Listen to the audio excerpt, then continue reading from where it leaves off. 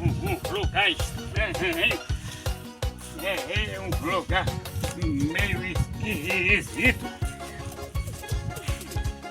Eita, que princesa bonita!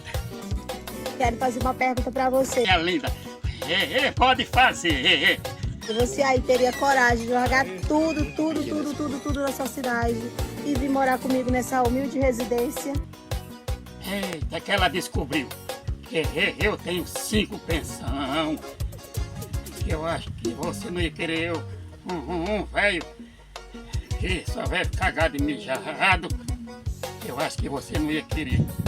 E aí, teria coragem? Coragem eu tenho. Eu só não tenho disposição. Responde aí. Se tu não quer Meu morrer, Deus. tu ia me pagar. Já que eu estou aqui, vamos embora!